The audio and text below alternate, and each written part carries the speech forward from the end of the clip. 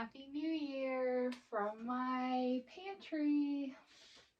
I decided to do a canning pantry tour this New Year's Eve as a kind of a document for myself, just to reflect on what I have accomplished in the last year or two, and also to be able to look back next year and compare and see what I've done differently and what's worked out and what hasn't, and also just to share, because this is like, the Nicole that went into her hobbit hole in late 2019 after having a baby, and then the pandemic started. Really, like, I feel like a caterpillar that went into a cocoon and metamorphosized, and now I feel like a different person with different skills and different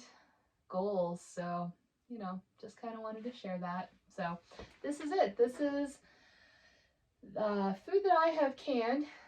Most of this is food that I have grown or gotten locally and then canned. This doesn't include the food that we've already eaten. Obviously, this is a working pantry, so we eat from it every single week. So this is not everything that I've ever canned. I've been canning now for a while, but this is where we're at the very end of 2022. You can kind of see, like, the shelf that you can only see the tops of the jars, that is the bottom shelf, and this is the top shelf, so you can basically see all of them. Well, how many do you think are on these shelves? Maybe I'll tell you at the end. I started canning in August of 2021. I started gardening in the summer of 2020. Basically, I decided to start gardening out of a sense of feeling an insecurity with our food system and having a baby, and just really wanting to make sure that both, like, food system wise and health wise, that we had what we needed. So Lindsay had dabbled in gardening for a few years. She actually built raised beds here at our house the first year that we bought the house, and had done a little gardening, had grown a lot of accidental squash, which is kind of funny to me because that's like something I really struggle with growing now due to pest pressure. But she had done some gardening. She had bought a lot of seeds. Like, I'm still using seeds that Lindsay bought in 2014, the year she started gardening. And a lot of them germinate just fine. And so, we've had a lot of success using our old seeds. Don't let anybody tell you that you can't use old seeds, because you probably can. But I digress.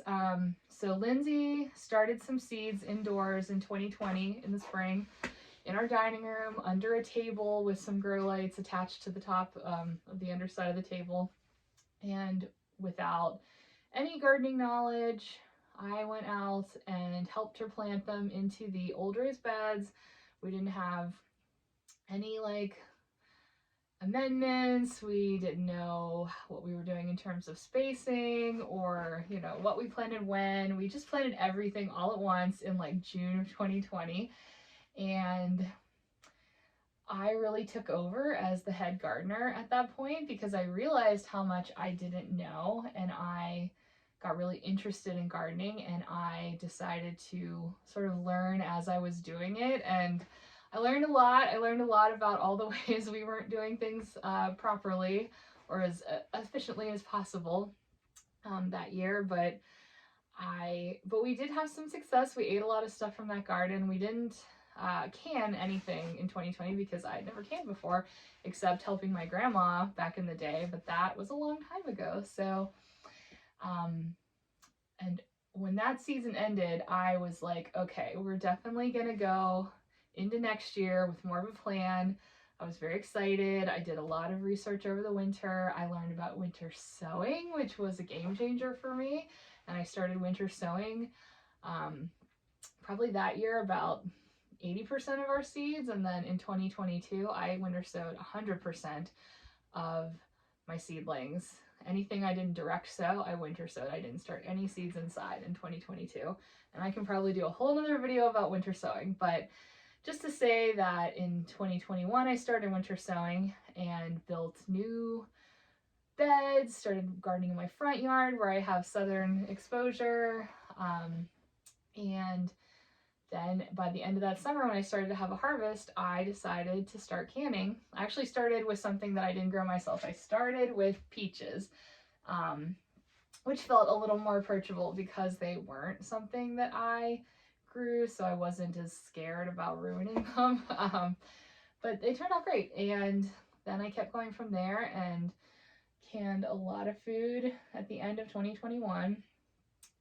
Well, by the end of 2021, I also acquired a pressure canner thanks to my mother.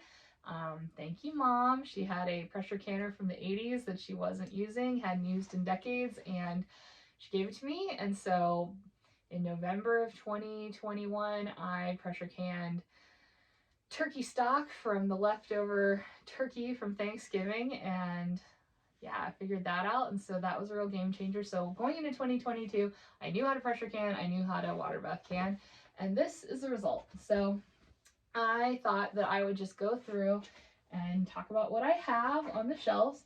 I think that's interesting. If you think it's interesting, then you can watch this video, and if you don't think it's interesting, well, you know, don't watch it. So, okay, so I'm going to start over here at the top. So up here, I have salsa chicken, which is pressure canned.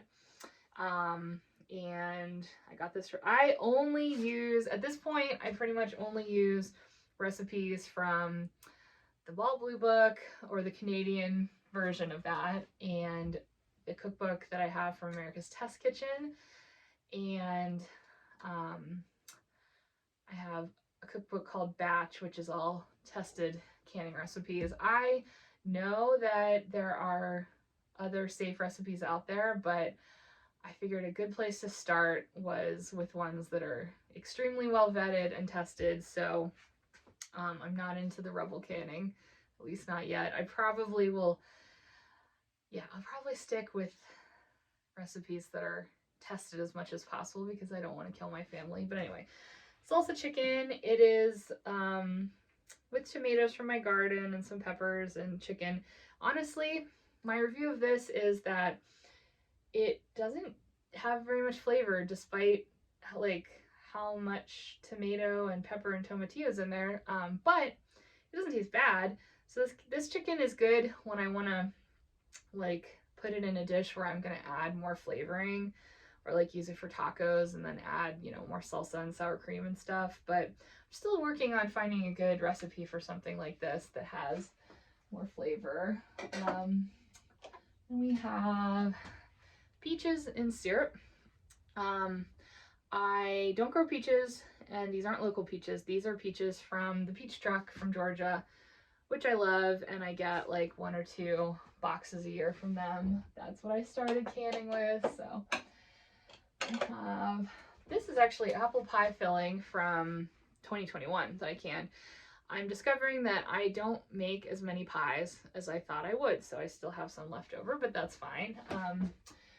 I'm finding that we, more so than make actual pies, I use my pie filling to make mountain pies when we cook over a fire in the backyard. And if I'm making mountain pies for just my family, we really only need like a pint of pie filling, so I'll use my pints faster than I'm using my quarts. So I know that now, and I'll probably can more pints of pie filling in the future. But this is nice if I do want to make a pie.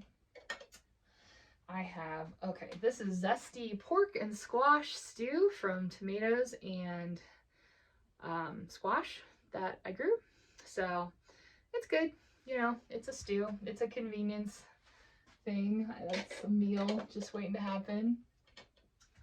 Then I have roasted tomato sauce, all from tomatoes grown by me in the garden. I especially like the roasted sauce and the roasted tomato salsa. Something about roasting tomatoes is just really good. Okay, then I have This is meat sauce. This is also pressure canned. Obviously, anything with meat is obviously pressure canned, as is anything with squash or any low acid food is pressure canned. So this is meat sauce that has mushrooms, onions, peppers, basil, and garlic in it. So that's nice. That's ready to go if I want to make dinner. That's what the rest of that is meat sauce up there. Pints of pie filling. So this is strawberry rhubarb pie filling. So this is rhubarb that I grew. I winter sowed rhubarb seeds in the winter of 2021. And so this is only this 2022 garden was only my second year of having rhubarb, but it was growing vigorously enough that I felt like I could harvest some of it. And mostly I used it to make the strawberry rhubarb pie filling and some jam. So I'm really proud of this because I feel like I heard that really you can't, most people don't grow rhubarb from seed. They transplant it from crowns, but I grew this from seed and I'm really proud of it. And these strawberries came from sorghels, I think, and everything that I made from those strawberries is just incredible. Like, fresh strawberries, they're so much better than strawberries from the grocery store. In season fresh strawberries, and even canned, like, they still taste so good. So I only have 1 pint of the strawberry rhubarb pie filling left, and I'm a little sad about it. I'm definitely going to try to make more next year. And I have 2 pints of this cardamom peach pie filling. And I have apple pie filling in pints. Then I have sweet cherry vinegar, which I made from cherries that Lindsay and Iva picked locally from a friend of Lindsay's cherry trees. And this, I mean, so far what we've used it for is salad dressing, but I'm sure there are other good ways you can use the cherry vinegar. I only have 2 half pints of this. Also from the local cherries from Lindsay's friend, I have pickled cherries. These come from one of my canning cookbooks, and the idea is that you use them in hand pies, which I have not tried yet. I haven't had time to learn how to make hand pies, but I figure this winter that would be a cool thing. So hopefully those turn out well. And I have cranberry apple relish with walnuts, which came from the Ball Blue book and is really good. Iva loves this. Joshua loves this. Okay, then this whole section here is what's left of my peach bourbon barbecue sauce. Also from Peaches from the Peach Truck. If you are in my immediate family, you probably got some of this for Christmas, or, you know, some of my friends got it too. I made a lot of this, and I figured instead of giving everyone jam like I did last year, I would give them something a little different. I think it's really good. It's a good barbecue sauce. So this is what I have left of it that I didn't gift. Then I have pickle relish from cucumbers that I grew. I only have 2 half pints of that left because people in Joshua's family especially really love the relish. I'm so glad, and it's good to know that's what I can make you guys next year too. I have cucamelon pickles. Cucamelons, one of the best things I've ever grown.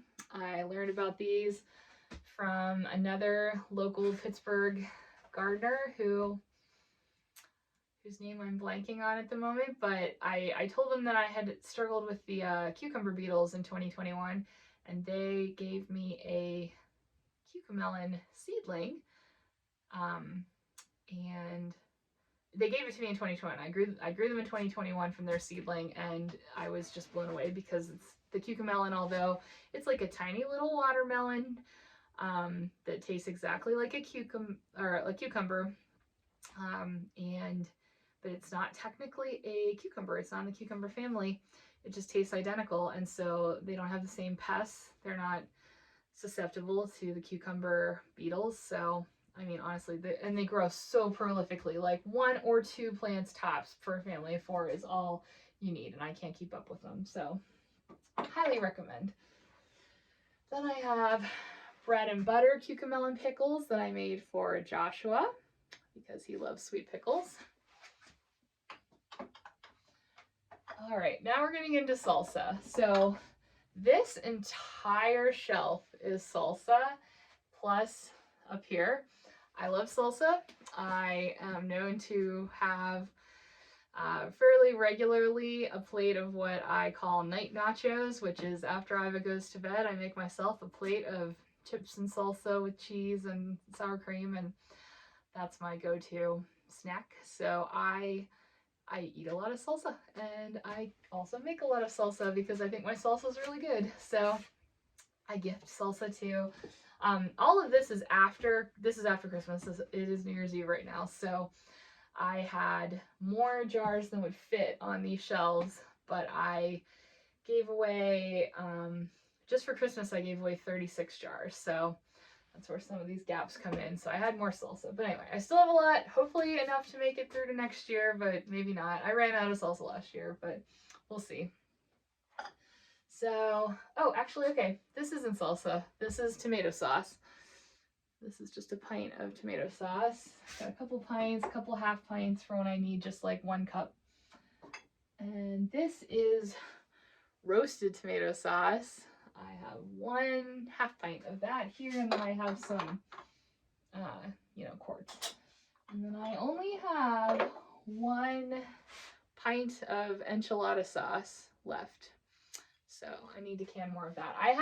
Luckily I do have many more pounds of tomatoes in my freezer. I did have to do some canning with my tomatoes already, just because I ran out of room in my freezer. I have, above my fridge I have a freezer. We have a basement fridge, and so above that there's a freezer, and then we have a small chest freezer that Joshua actually brought when he moved here. Thank God, because I pack all of those freezers, and I ran out of room, so even though it was the height of summer and I was still harvesting and gardening, I had to do some tomato canning already, but I still have more, so I can make more enchilada sauce or whatever I need to. Okay, now down to the salsa. So, okay, this is my favorite salsa. This is my roasted tomato and lime salsa, which I got from the America's Test Kitchen cookbook.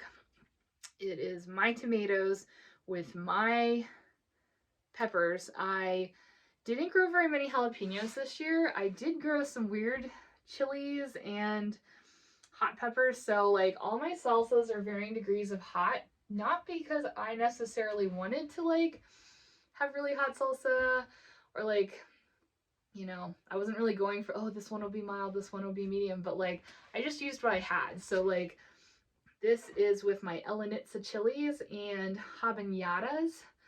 Not habaneros, habaneras, which are like taste of habanero, but without the spice, supposedly. So it still came out pretty hot because the Elenitza chilies, I thought it would balance out because the Elenitzas are hot, but the habaneras aren't.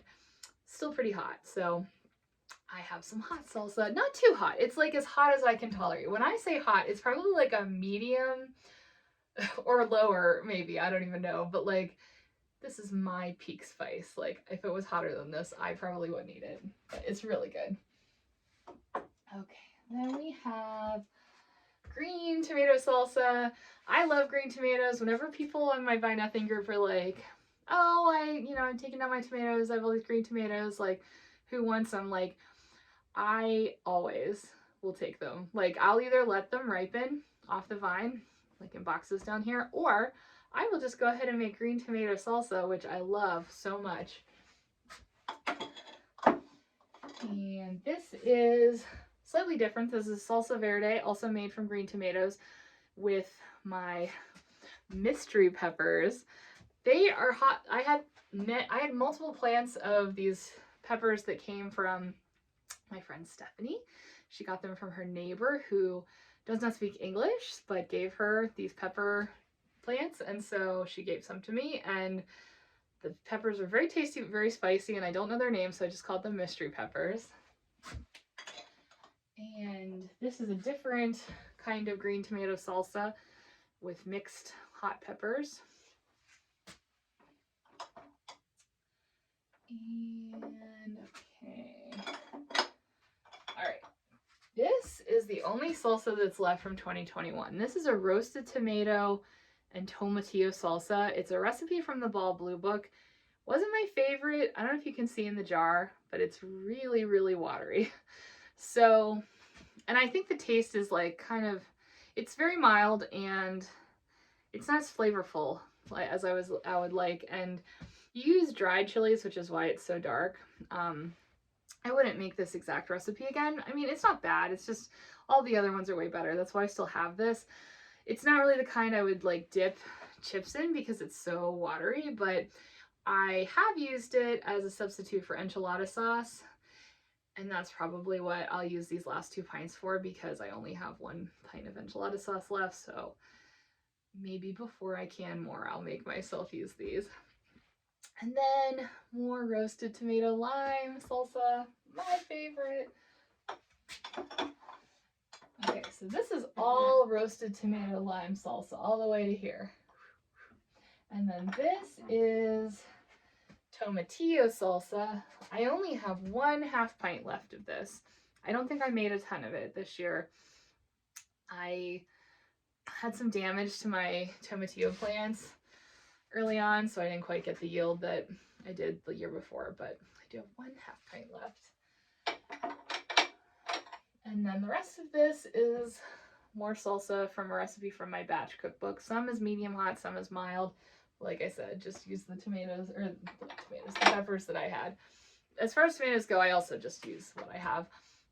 I know that a lot of people specifically only can and make sauce and salsa from paste tomatoes. I do try to grow a lot of paste tomatoes, but I also grow a lot of cherry tomatoes and heirloom slicing tomatoes, and to be honest, I just use all of them, you know.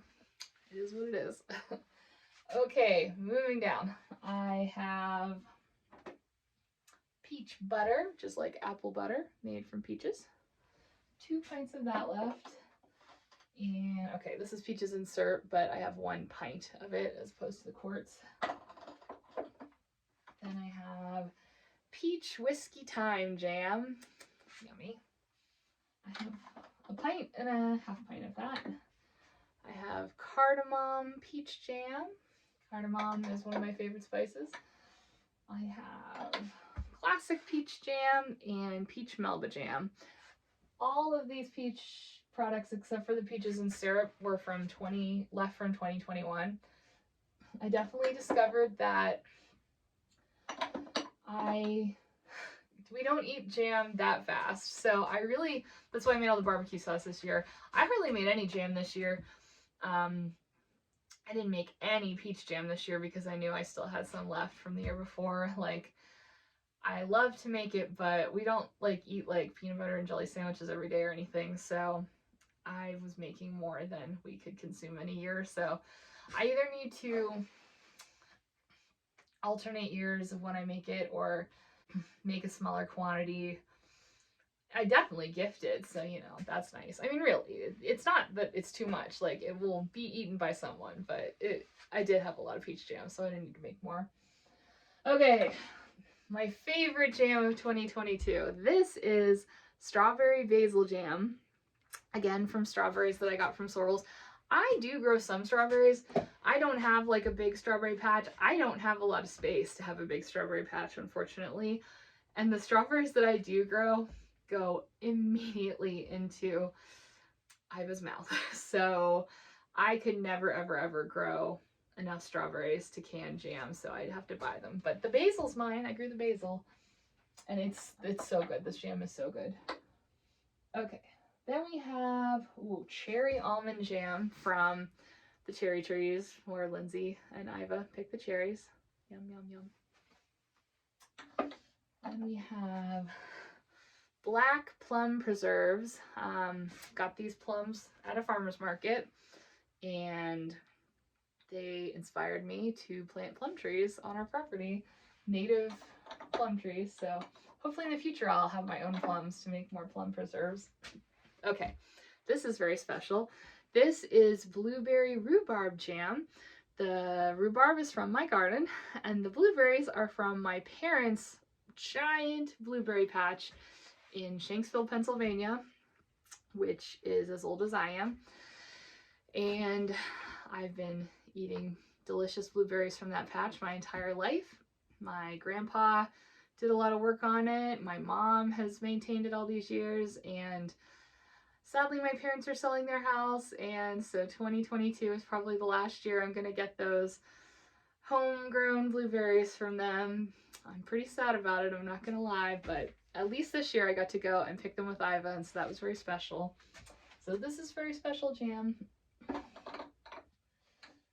then we have Lemon Balm Lemon Verbena Jelly from Lemon Balm and Lemon Verbena, grown by me. And Blackberry Lemon Verbena Jam, so also delicious. Apple Pie Jam. I get my apples locally. I don't have any apple trees, but I get apples from Norman's Orchard up in Tarentum. Love them. They keep a lot of really amazing heirloom varieties there that you can't get anywhere else, like the Arkansas Black.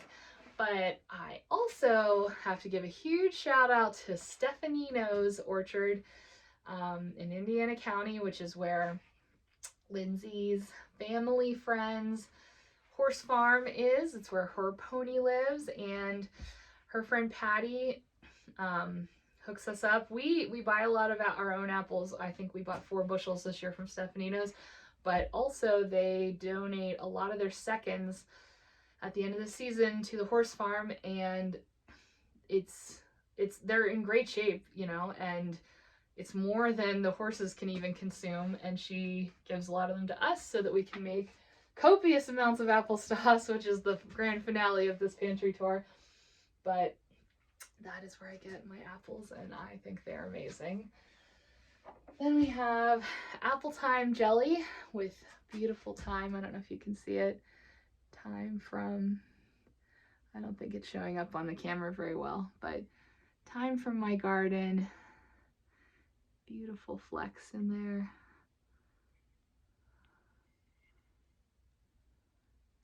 Yeah, you can't really see it that well, but it's really pretty. This is a very pretty jam. And rosemary apple jam, also rosemary from my garden.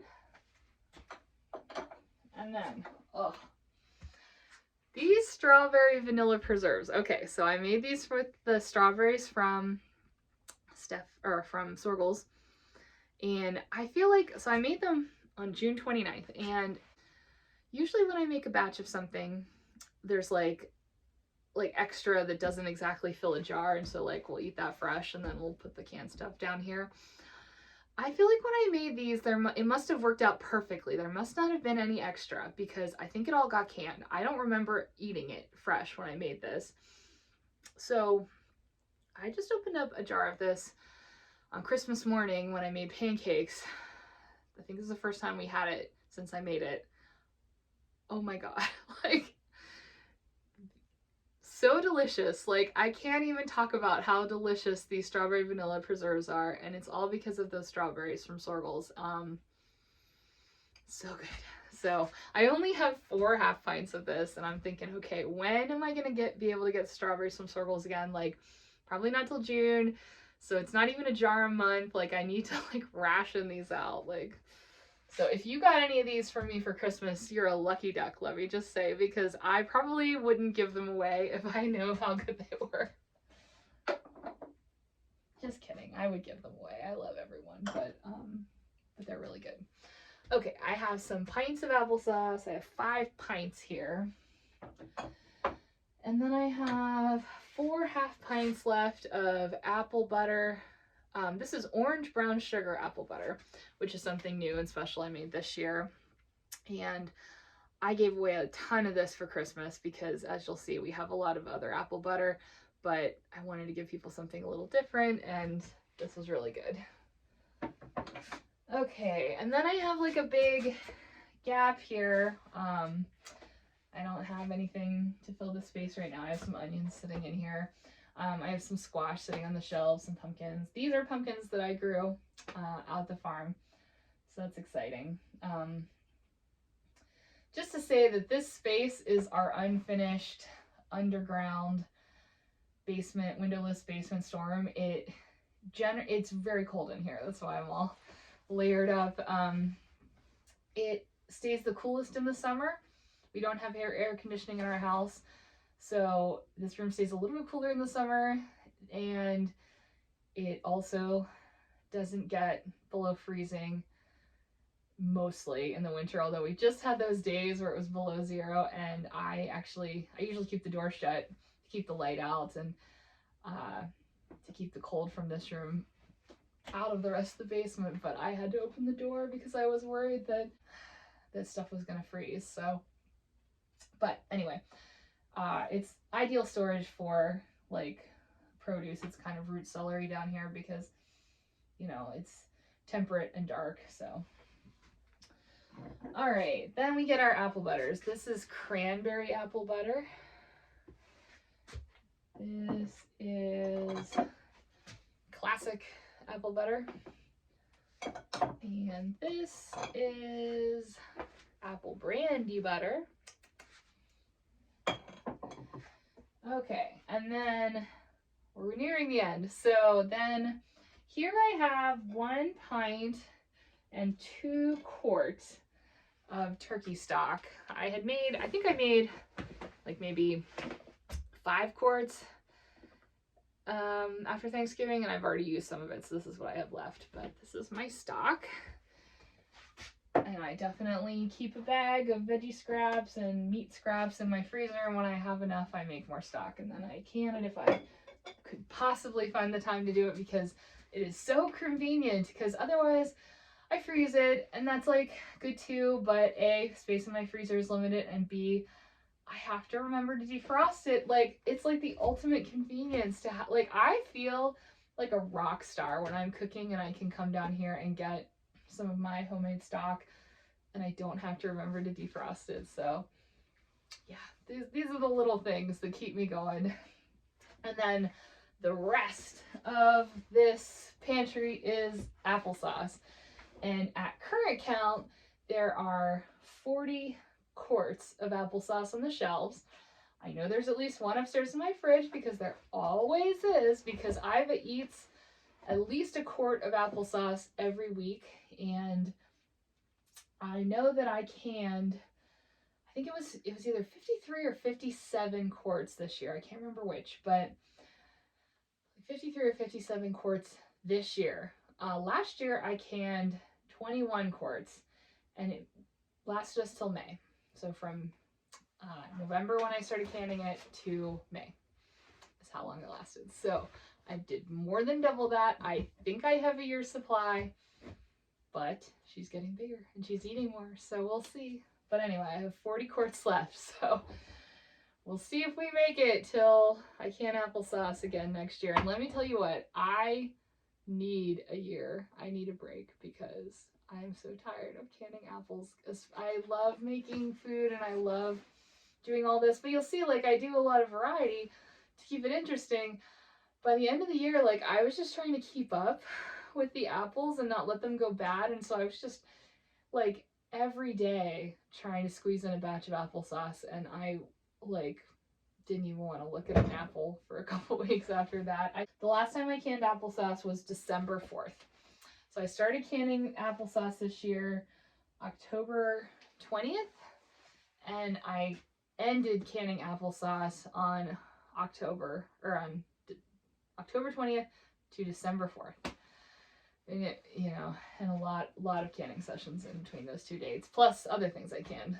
So anyway, and then you might see, I don't think you can see necessarily from this camera angle, but underneath the shelves are some buckets full of grains and oats and things like that we eat a lot of, that I buy in bulk. I have other food that I preserved that's in my freezer, things that aren't appropriate for canning. I also have things that I've dried. I dried a lot of, like, I used a lot of oranges. I dried the orange peels. We use that for tea. I dried a lot of herbs. Lindsay definitely helped dry a lot of that stuff too. Help me process the herbs, which is so good, but it's so tedious. So thank you, Lindsay. So that is my tour of my canning pantry. I have wanted to make this video for a while, but I definitely felt self-conscious about making a video and being in it, and I felt self-conscious talking about what I've done and just knowing that, like, you know, it's not perfect, it's not everything I would want it to be, but I wanted to go ahead and do it. This shelf that all of my canned goods are on was made for me by Lindsay in January of 2022. So the very beginning of this year, Lindsay made this canning shelf for me because we didn't have room to store all the stuff that I was canning, and I wanted a nice sturdy place for it. And she did this just watching it. I found a YouTube video. We went off of that guy's plans. There are definitely things knowing now, what I know now, I would change about this shelf, but she executed it to what I told her I wanted, and she did a fantastic job, and a lot of it is scrap wood. So we did this really affordably. Like, I priced out what, like, you know, different shelving units would cost, and she was, even with the cost of lumber, like, she did have to buy some lumber, but even with the cost of lumber, she was able to make this at a fraction of what it would have cost to buy a sturdy shelf like this. And she also has it anchored into the wall because, you know, these jars are heavy. So, oh, and I told you I would tell you how many are on the shelves. So on the shelves right now, there are 187 jars.